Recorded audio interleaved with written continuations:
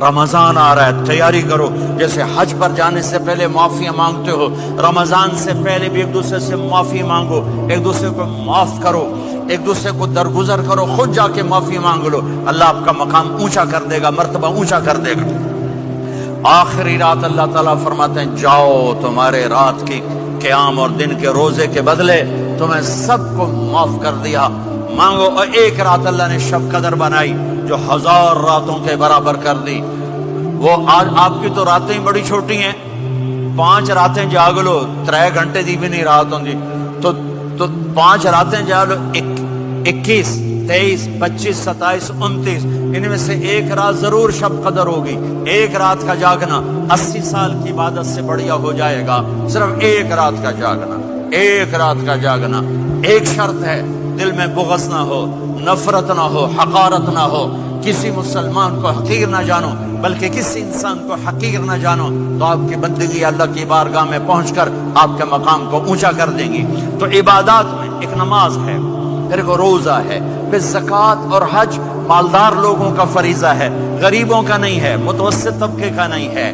تو عبادات کا جو نصاب ہے بڑا مختصر ہے، 5 نمازوں پہ کتنا وقت لگتا ہے؟ روزے سال کے بعد آتے ہیں، گنجائش ہے، بیمار ہو بعد میں رکھ لو، مریض ہو بعد میں رکھ لو، زکوٰۃ سارے سال میں کسی وقت دے دو، حج زندگی میں کب کسی وقت کر لو، یہ ایک چھوٹا سا نصاب ہے۔ دوسرا میرے نبی کی زندگی کا پہلو جسے میں ہائی لائٹ کرنا چاہتا ہوں، جو نمایاں ہے، جو روشن ہے، وہ میرے نبی کی زندگی ہے، وہ میرے نبی کے اخلاق ہیں، وہ میرے نبی کا درگزر ہے، میرے نبی کا پیغام محبت ہے۔ میرے نبی نے فرمایا اسلام کا سب سے مضبوط عمل کیا ہے؟ ایو اور الاسلام اوثق؟ صحابہ نے کہا الصلاۃ، نماز، آپ نے کہا نہیں، جہاد، آپ نے کہا نہیں، روزہ، آپ نے کہا نہیں، حج، آپ نے کہا نہیں۔ اسلام کا سب سے مضبوط عمل کیا ہے؟ صحابہ، نماز، جی نہیں، جہاد نہیں، روزہ نہیں، حج نہیں۔ اچھا یا رسول اللہ پھر کیا ہے؟ سنو غور سے، توجہ سے، میرے نبی نے فرمایا اسلام کا سب سے مضبوط عمل آپس میں محبت کرنا ہے، اللہ کے لیے محبت کرنا ہے، اللہ کے لیے محبت کرنا ہے، اللہ کے لیے محبت کرنا ہے۔ اسلام پیغام محبت ہے، میرے نبی کی زندگی محبت کی پوری تصویر ہے، کسی سے نفرت نہیں، بغض اللہ کے لیے، محبت اللہ کے لیے، یہ اسلام کا سب سے مضبوط عمل ہے۔ میرے بھائیوں، میری بہنوں، اب دور دراز جگہ میں ہو، اب آپ یہیں کے، جن کے پاس پاسپورٹ ہیں وہ یہیں کے شہری ہیں، یہ آپ کا دیس ہے، یہ آپ کا وطن ہے، اسے محبت سے کرو۔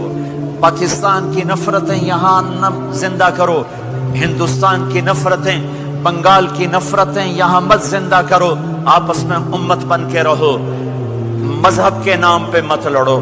یورپ میں یہ آگ لگی ہوئی ہے، میں بہت عرصے کے بعد آیا ہوں، مجھے نہیں پتا کہ یہاں مذہبی نفرت ہے یا نہیں ہے، لیکن چونکہ یورپ میں بہت دفعہ جانا ہوتا ہے، ہر سال ہوتا ہے، وہاں یہ جھگڑے، نفرتیں، ہماری مسجد، تمہاری مسجد، ان کے پیچھے نماز نہیں، ان کے پیچھے نماز نہیں، یہ تو مسلمان ہی نہیں، یہ تو گستاخ رسول ہیں، یہ وہابی ہیں، یہ کافر ہیں۔ دیکھو میں یہ ہاتھ جوڑتا ہوں، امت بن کے رہو، امت بن کے رہو، مومن بن کے رہو، مسلم بن کے رہو، مومنہ بن کے رہو، مسلمہ بن کے رہو، اختلاف رائے کو برداشت کرو۔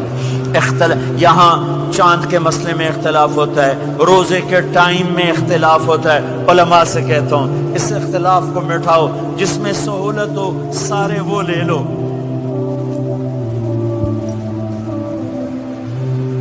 امت میں تفریق نہ پیدا کرو۔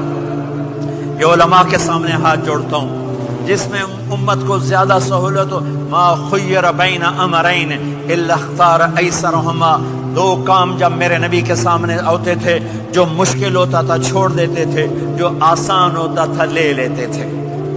تو میرے بھائی بہنوں، یہ مذہب کی نفرت پاکستان میں، بنگلہ دیش میں اور انڈیا میں آگ لگی ہوئی ہے۔ امت بن کے رہو، امت بن کے رہو۔